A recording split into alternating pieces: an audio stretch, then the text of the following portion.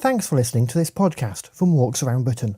For more information, our terms of use, and to click through to see the show notes on our blog with photographs, videos and links to related sites, please visit walksaroundbritain.co.uk.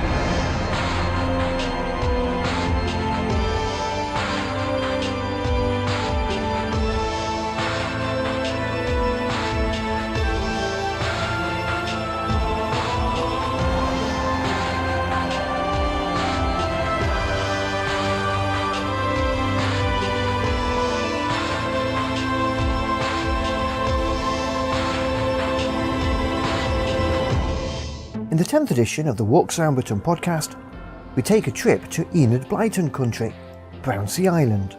We find out about the clean-up volunteering days in the Lake District, and I am part of a select club of very few people. I'm not sure how many people there are now. When I did it, I was one of only 12, which is the same number of people that have stood on the moon. Alan Hinkes talks about being the first Briton to climb the world's highest mountains. Hello, I'm Andrew White and welcome to the Walks Around Britain podcast. In this edition, we're going to visit the Lake District via the world's highest mountains. But we start with a trip to Brownsea Island.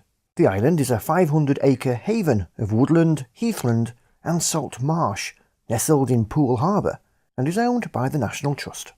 Writer and blogger Karen Guttridge is off for a walk to see red squirrels on the island, but her journey starts before the ferry.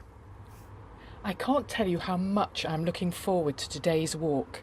I'm off to Brownsea Island in Poole Harbour, but first I'm going to visit a shop here on Poole Quay that conjures up very fond childhood memories for me.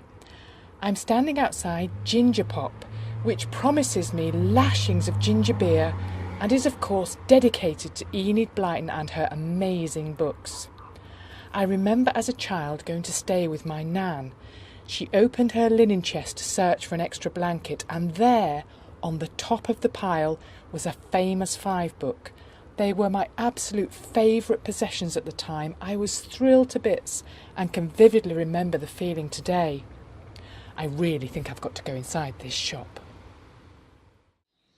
So I've come inside now and I'm standing here next to Fiona, who works in Ginger Pop. Good afternoon, Fiona. Good afternoon, Karen. Can you tell us a little bit more about Enid Blyton's link with Brownsea Island? Well, it's quite important for Famous Five fans because in about 1962 she wrote a book called Five Have a Mystery to Solve, and in the front she has a letter which actually says the places in the book are real, and there's a hint in the text that it's Poole Harbour, so we think Whispering Island in that book is Brownsea Island. Ah, and did Enid Blyton actually visit Brownsea Island, do you know?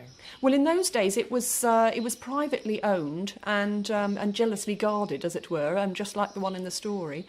But at the time she was writing the book, there was a lot of discussion about it being sold. So that would have sort of heightened interest and perhaps made her think about it more. I see, because I know that this year it's the 70th anniversary of those famous 5 books, with the first one being 5 on a Treasure Island. So I have to ask you, Fiona, what would your favourite Enid Blyton book be? Well, it wouldn't actually be a Famous Five book, I'm afraid. It would be The Castle of Adventure. Remember that one? Yes. Oh, it was fantastic. I can even remember where I was when I read it. It's one of those. Yes. And that one, again, we don't think it has a Dorset connection, but I suspect traces of Corfe Castle in that one. Well, thank you very much. I'm going to off and have a good old browse around the shop now. It takes me way back. The memories are flooding through. Of course, as Brownsea is an island, a trip on this ferry is needed to get there.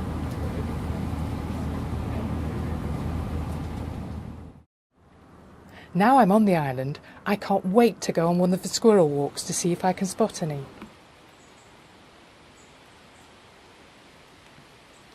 Having learnt today that one of the best ways to spot red squirrels is simply to find yourself a nice quiet spot and sit tight, I've come to the area that they like, which is near the Scots pines and the beech trees, and I'm sitting on a log, and I have just been rewarded with 3 squirrels playing happily in front of me. A lovely sight. I've just returned from one of Brownsea Island's fantastic red squirrel walks, and I was lucky enough to see 7 of them, even though they are really, really quick and you have to be on your toes to spot them. With me now is Brownsea Island Ranger Wayne. I'm just hoping that Wayne is going to share with us some of his top tips for visiting Brownsea and why this is a fantastic destination to visit. Well, as we've just come back from seeing the red squirrels. Red squirrels are a major point to Brownsea Island. They only now are the second place in southern England you can find them. We have the second largest colony of red squirrel. Brownsea Island is about 500 acres and it can support around about 250 red squirrels. I'm here now with Gordon, who is one of the guided walk leaders here on the island. I saw you go off this morning, Gordon, with quite a large group of people, so obviously these walks are popular.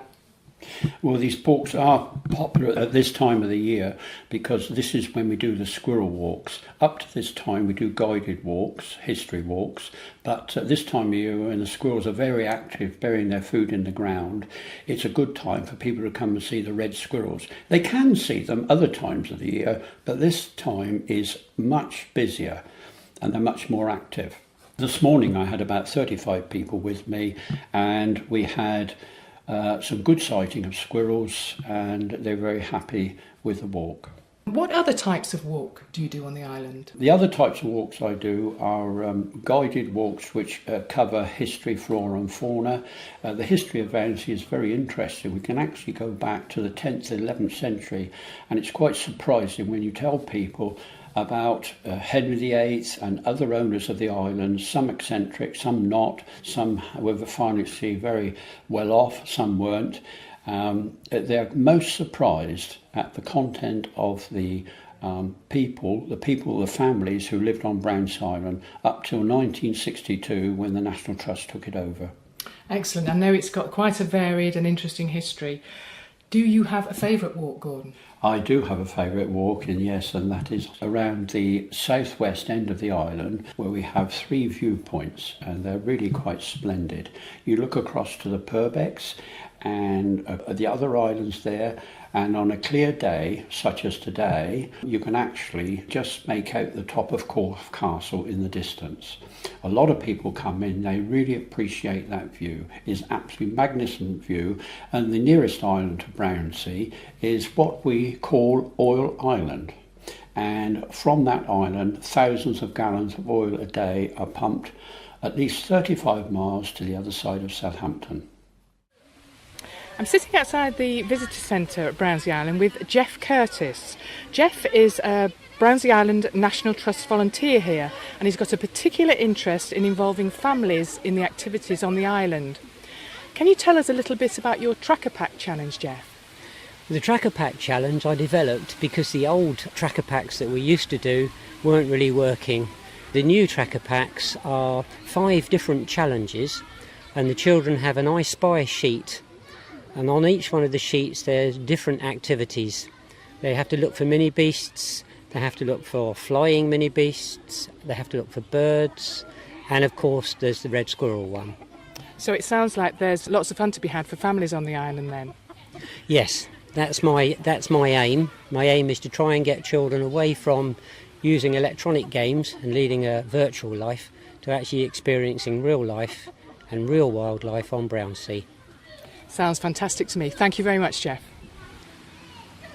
What Jeff failed to mention during our little chat there was that throughout he was wearing a Tufty the Red Squirrel glove puppet, which he insists is real. One of the things I really love about Brownsea Island is the fact that although it's a mere 1.5 miles long by 3/4 of a mile wide, there are just so many varied walks to do. In fact, I've been walking almost solidly for 4 hours today. I've now headed off into the Dorset Wildlife Trust area of the island, and I'm with Chris, who is the reserve manager for the Dorset Wildlife Trust. Can you tell me what I can expect to see here? We've got a self-guided nature trail, which is a single loop round a number of varied habitats on the nature reserve, and that takes in 4 bird hides, 2 of which overlook the lagoon. And it's the lagoon that makes Brownsea so really important for wildlife. Although people actually know the island obviously for its red squirrels, the bird populations here are truly phenomenal. And in the winter time, we've got 2 species here that are internationally important, black-tailed godwits, avocets. So there are numbers over 700 of each species at times on the lagoon. And in the summer, nationally important tern colonies. And you can get really, really close-up views of all these birds from our lagoon hides. Well, it's time for me to leave the island now, and as I reflect on the day, I'm just walking past the area where all the wading birds are in their splendour and just entering into some woodland on my way back towards the ferry. And I think that is part of the fun of the day as well, that coming to Brownsea you have to get a boat. On the return journey back to Poole, the skipper does give a running commentary of the bay, which is really interesting, so I've got that to look forward to. And you can see photos from Karen's trip to Brownsea on her blog, along with following her travels on Twitter and Facebook. And to find those links, just visit the show notes to this edition of the podcast on our blog, which you can find by clicking through from our website, walksaroundbritain.co.uk.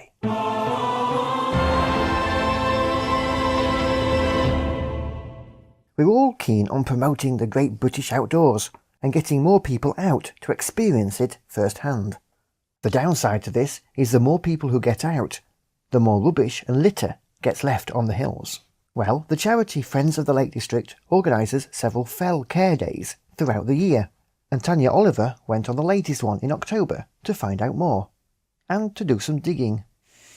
Today I'm at the Windermere Fell Care Day, organised by Friends of the Lake District in partnership with a range of other organisations, and it's a mass volunteering event to encourage people to try and really look after the landscape that they're part of. So you have everything from litter picking to making nesting boxes, going on drain runs and a whole range of other different activities.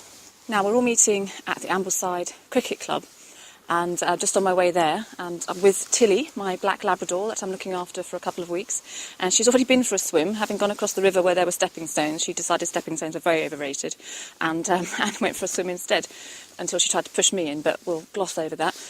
So we're just about to arrive in one piece, not wet at this point, and ready to enjoy our day. The Fix the Fells volunteers and the National Trust Rangers are playing a key part in the Fell Care Day today, and I'm going with a group of them on a drain run on Nab Scar. A drain run is about protecting the upland paths from erosion, and what we do is clear out the drains and clear them of any stone or grass or debris of anything, so that the water can flow away from the path and therefore protect it from further erosion. We also sweep the stones off any areas of stone pitching, again, to make it easier to walk on, and therefore, helping stop people walking off the path, which causes longer-term damage. So I've just stopped to do my first drain. It's actually mainly full of grass, and it just needs digging out. I've only got a tiny spade, so I'm going to give it my best shot.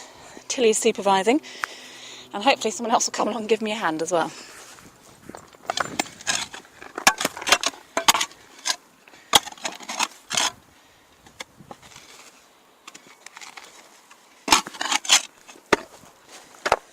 We're going for tombstone. Well, yeah. See what's under here. See a bit of... So I'm get it in here. Just watching one of the volunteers and one of the rangers moving some large rocks around. The 2 small ones I put in have been rejected. And they were very small, I admit. They're putting some large rocks because people have been cutting off the corner of the path, and it's a kind of a visual deterrent to keep people on the path and, again, help reduce erosion. I certainly couldn't have shifted rocks that big, though, so it's a good job they came along. One of the great things about the Fell Care Days are the people you meet, the people out volunteering, some of who are regular volunteers, some of whom it's their first time, and it's just great enthusiasm, and it's really quite infectious. So it's one of my favourite things to do is coming out with the volunteers. But today we're fortunate we have 2 supervisors in the form of Tilly the Labrador and Hamish the West Highland White. So they're keeping an eye on us as we do our work. I have to say that there are worse offices to be in during the day when you've got the beautiful autumnal colours, Windermere in front of you and rocky crags to the side. It really is a great day to be out in the fells today. Beautiful day. So I'm just talking to Barry, one of our Fix the Fells volunteers, and you can hear his dog Hamish in the background. So what is it about Fix the Fells that makes you volunteer, Barry? I think the main reason I volunteered was because I wanted to put something back into the upland landscape. I was also conscious that having retired, relatively recently before I started with Fix the Fells, I was rapidly drifting into becoming what I would call a fair weather fell walker. Yep. And it's always too easy to look out the window first thing in the morning and think, oh, I'll go tomorrow, and then you look out tomorrow and I'll go tomorrow, and you never end up going. Yeah. Whereas by participating in a volunteering scheme like this, it gives one a bit of impetus to actually get out there and an incentive to get out there and do things. Absolutely. And obviously the other aspect, really important aspect to it, is the camaraderie within the group itself. Yeah, yeah. So I guess they're the main reasons. I can absolutely I participate. I can absolutely confirm that it's not a fair weather job, that you're out in all weathers, and the storm in Coppermines Valley will be in my mind forever. So. Oh yeah, it's definitely an all-weather, all year round activity. Yeah. So I'm just with Sue Manson from Friends of the Lake District. What the Fell Care Day is all about. What's the inspiration behind it? The inspiration came from a Wallathon day that was run in Ullswater a few years ago, where there was volunteers from lots of different organisations getting together and completing a huge amount of wall in one day. And we felt that this was a great idea and something that could be built on. So we got together, and we being Friends of the Lake District, got together with other partner organisations. We organised, in fact this is our third Fell Care Day this year, a day where lots of different volunteers from lots of different groups, individuals, partner organisations such as the Lake District National Park, the National Trust, the Environment Agency, even United Utilities, got together and undertook work to basically highlight the huge role that volunteers play in caring for the Lake District fells, and also highlight the huge amount of benefits that the uplands provide for us all. So what kind of activities go on a Fell Care Day then? What do people get involved in? Quite a range of activities. The idea is that we have activities that people can do who are maybe not that fit and not that mobile, so it might be things like surveying. We've done surveys of red squirrels. Other jobs that we've been doing on the Fell Care Days have included dry stone walling on lowland and upland fell walls that possibly might not have been otherwise rebuilt. We've done tree planting, we're doing pond digging to create habitats. We've also made lots of bird and bat boxes. Brilliant, that's great. Well, it's been a really great day, so it's really great that Friends of the Lake District have been arranging this, so thank you very much, and thanks for talking to me, Sue. So that's the end of another Fell Care Day, and it's been great so many people were part of it. I've really enjoyed it, and I've learnt a lot as well, and had a few laughs. I couldn't believe some of the stuff that other people were doing, the litter picking from the shores of Windermere. We had a group of scuba divers going down under the leadership of the famous Paul Rose, and the amount of rubbish they brought up was incredible. Now, it's great that that's all up, but it's just a real tragedy that it's there in the first place. So, the work that happens on Fell Care Days is really important, and I hope that the Fell Care Days in the future are just as successful, and please come along and join the next one. If you'd like to find out more information about Fell Care Days in the lakes, you can find out on our blog. And because she's too modest to mention it, you can also find on our blog a link to Tanya's first book, From High Heels to High Hills, available now from fine bookshops everywhere.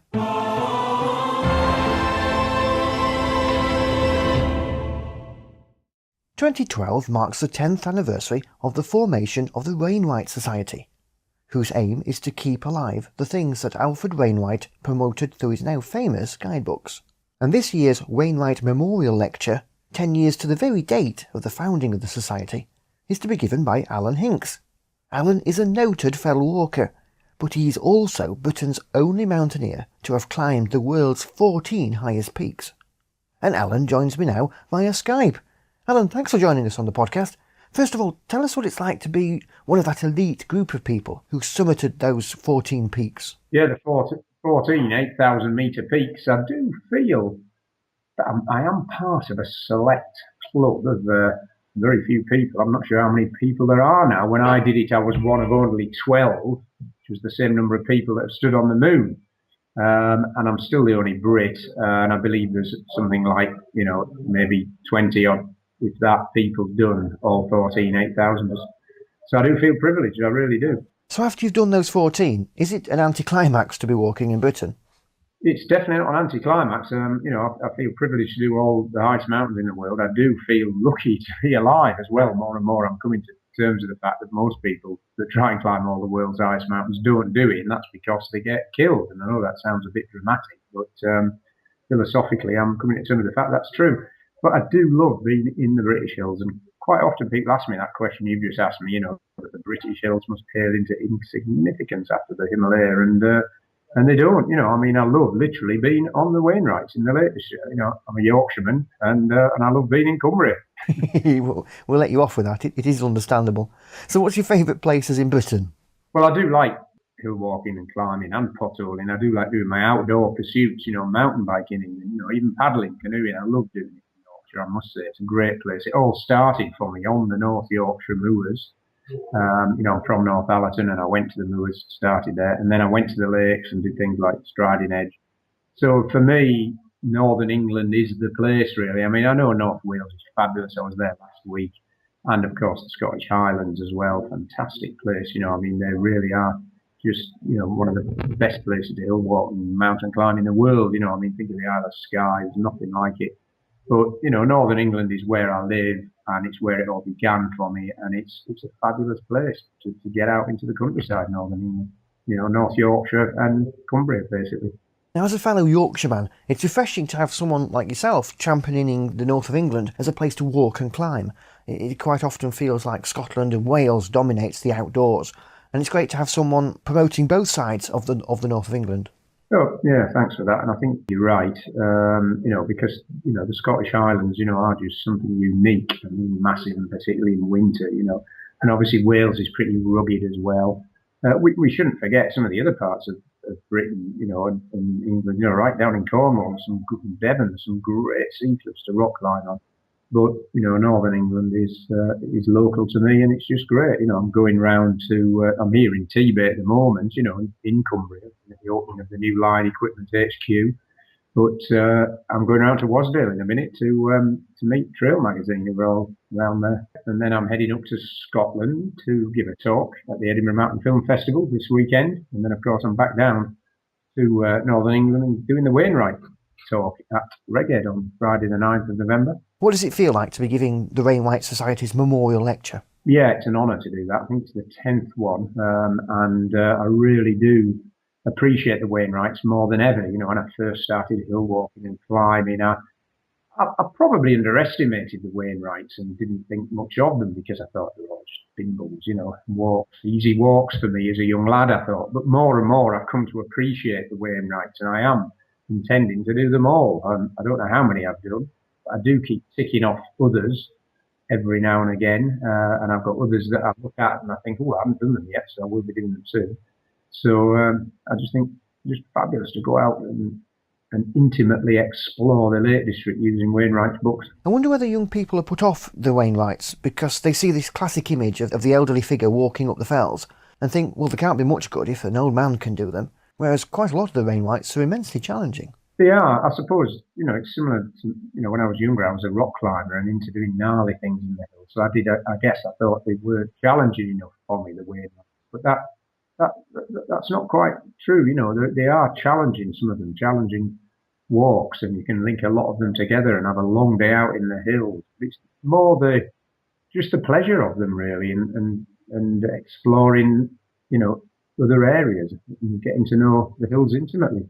Now, you do a lot of work with the Duke of Edinburgh Award scheme. What's it like taking young people out onto the fells? Yeah, well, I do take quite a lot of young people out in the hills. I'm working with young people at the moment as well, under 18s, and it is good to see how you can, change some of their views and see how the hills can change them and give them a different perspective on life. Because a lot of young people are only used to walking on pavements in towns, and I know it sounds a bit hackneyed and stereotypical, but it is true. A lot of outdoor education centres are getting closed by local councils and whatever, and so it's more important than ever to let people see what the hills are about. And the outdoor industries have just announced the Britain on Foot campaign, ready for 2013.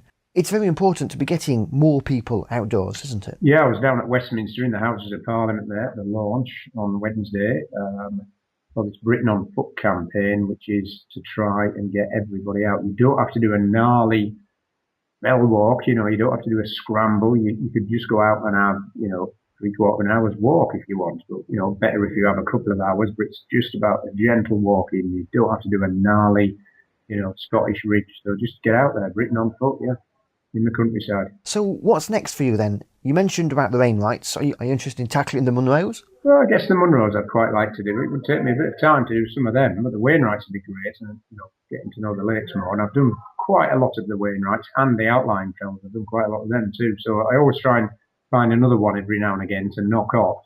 I nearly knocked a new one off the other week, and I can't remember the name of it now. It slipped me as I'm talking to you. The one that's near Coniston Hold Man and Swirl Howe. That's an outlier there. I'm the senior moment. I can't remember its name, but anyway. Just above Cockley Beck, and but so there's lots of them to do out in the greater ranges. There's thousands of unclimbed mountains to do that are unnamed, around about 6,000, 5,500 metres. There's lots of things like that to do. Just getting back to Nepal, enjoying the Nepalese hospitality as well. Thanks, Alan, for fitting us into your hectic week, and we'll look forward to the memorial lecture. Yep, 9th of November at Regged there near Penrith, and hope to see you in the hills and lots of other people in the hills, because I'll be out in the hills all next week as well. Thanks, Alan. Yeah, cheers, mate.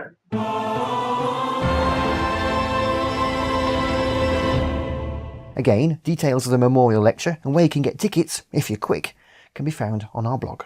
And before we go this month, we've just got time to talk to our good friend Richard Robes, who's got some exciting news for us. Richard, what's your news? Well, the latest exciting news that I have is the Bald Explorer has been picked up by the Community Channel in the UK and has been transmitted to the nation over the digital airwaves. That's fantastic news. So I'm really, really pleased, and I have spoken to them since, and they're keen to have more episodes. So you're a full-blown television star now? Well, I don't know whether that's the case, but yes, I'm very thrilled that it is now a television programme. There's a certain amount of kudos about being on the television, even though in many ways you could argue that it is an outdated format because people can access the internet now, but there is still that sense of achievement having got something on the air, particularly I think by other people. Other people perceive it as a very big thing to do, and I guess that is true, and so I'm very thrilled. So how's work on the new editions going then? I have already got some in the pipeline, and now I'm racking my brains for more places to explore, more things to explore. I don't want to just repeat going to different places because obviously that will become repetitive, but I'm looking at different themes to explore.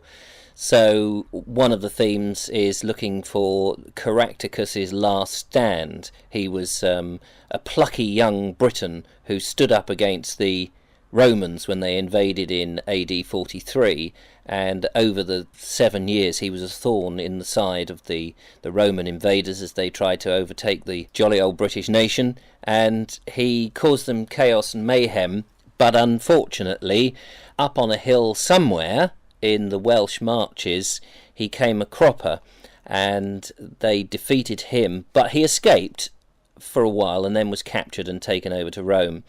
And nobody knows exactly the precise location of Caractacus's last stand, but I am going to find it, or try to, in one of the episodes forthcoming of The Bald Explorer. That sounds very interesting. Absolutely. So it's those sort of things that I'm quite interested in. I mean, they've got to be achievable because all this is on an invisible budget, of course. We all know about invisible budgets. We all know about that. Unfortunately, with the television transmission doesn't come a £20,000 per episode budget or anything like that.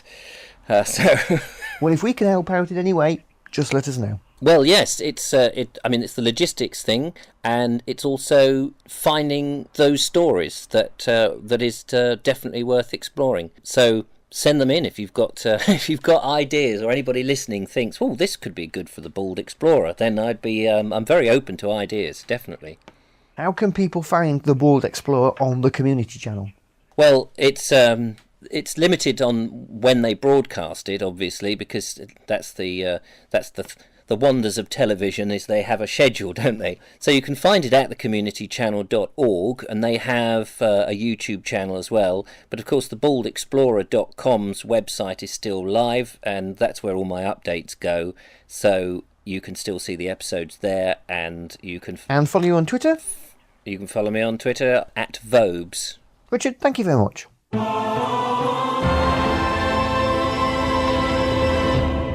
Well, that's all from another packed podcast. Remember to subscribe to us on iTunes to always get the latest edition, and you can rate us on iTunes too, please, if you would be so kind.